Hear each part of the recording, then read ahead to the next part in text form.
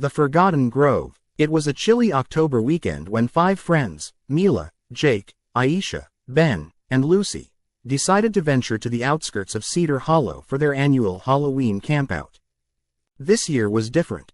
The thrill of haunted hayrides and ghost tours didn't pique their interest. Instead, they sought the eerie allure of the Forgotten Grove, a place rumored to be cursed.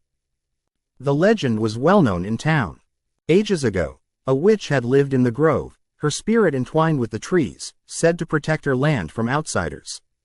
When a group of townsfolk burned her at the stake, a curse fell upon the grove. Those who ventured in would encounter creatures that reflected the darkest fears lodged deep within their hearts. "Come on, it's just a story," Ben scoffed as they parked at the edge of the grove. The wind rustled through the leaves, almost like whispering voices. Aisha shot him a glare, clutching her flashlight. "I don't want to end up as some ghost story, okay? Let's just stick together." Quote, as the friends set up camp, an unsettling silence enveloped them. The chatter of wildlife had faded, leaving only the crackling of their campfire. Jake, ever the skeptic, began to narrate the legend of the grove, embellishing it with exaggerated gestures and voices, much to the amusement of the group. Yeah, but did you hear about the disappearances?" Mila interrupted, her eyes glimmering in the firelight. "People have gone missing right around here." Quote, "Only stupid people who wandered too far. Besides, we'll stay together," Lucy assured, trying to calm the growing tension in the air. But the playful banter faded as they turned in for the night. The wind howled, punctuated by the occasional crack of a branch, making sleep elusive. Around midnight, Ben awoke to a strange noise, a faint rustling outside their tent. He shook Jake awake, his heart racing. "Did you hear that?" he whispered. "Just the wind," Jake groaned, turning away. But the noise persisted, growing louder, punctuated by soft, mournful cries. Ben, unable to ignore it, unzipped the tent cautiously, peering outside. "Guys, come look," he beckoned, his breath hitching at the sight before him. In the moonlight, a silhouette moved between the trees, long limbs, a shadowy figure with glimmering eyes that seemed to penetrate the night. Mila, braver than the rest, stepped out, her flashlight trembling in her grip. "Who's there?" she called into the darkness. In response, the figure lunged into the light, revealing a creature with elongated limbs and skin mottled like the bark of the trees. It had a twisted grin, one that stretched too wide for its face, eyes missing and replaced with hollow sockets that seemed to bleed darkness. Panic swept through the group. They stumbled back into the tent, breathless, as the creature let out a spine-chilling screech. "It's real, the curse," Aisha sobbed, clutching Lucy tightly.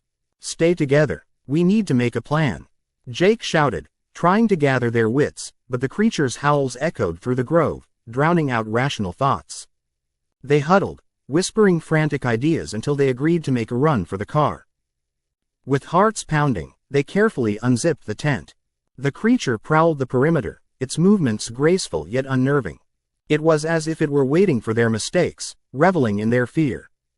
They glanced at one another, the terror palpable as they took a collective breath and sprinted toward the dim glow of their parked car. The leaves crunched beneath their hurried steps as they dashed deeper into the grove, but the creature was quick, darting among the trees, easily closing the gap. Soon, they could see the headlights flickering ahead, a beckoning light of safety. But just as they thought escape was near, Aisha stumbled, falling to the ground with a cry. "Help!" she screamed, but Jake and Mila were already at the car, fumbling with the keys and yelling back for their friends. "Leave her," Lucy shouted, tears streaming down her face, torn between helping Aisha and getting to safety. But Ben seized the moment, turning back, determined to save her. "Get up, Aisha, we can't leave you, come on." He reached out, pulling Aisha to her feet just as the creature lunged, its twisted fingers yanking him into the darkness. Mila's scream shattered the night as the trees swallowed Ben's horror-stricken face. The remaining 4 reached the car, frantically unlocking the doors, but Lucy halted, unsure what to do.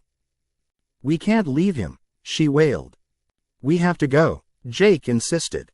With a shattering heart, Lucy made the hard choice to jump into the car just as the creature re-emerged, its eyes now fixed on them. They drove off, leaving the grove behind, forever haunted by the friend they couldn't save. Days later, the town awoke to find the grove overgrown and ominous as ever. Stories shifted. Some spoke of sightings, shadowy figures lurking at the edges of the trees, and others claimed to hear mournful cries carried by the wind, growing fainter each night. The forgotten grove remained, a whispered menace in Cedar Hollow, reminding all who passed its borders that some curses are not merely tales. They are warnings etched into the very soul of the earth, waiting for the next soul to awaken the horror within.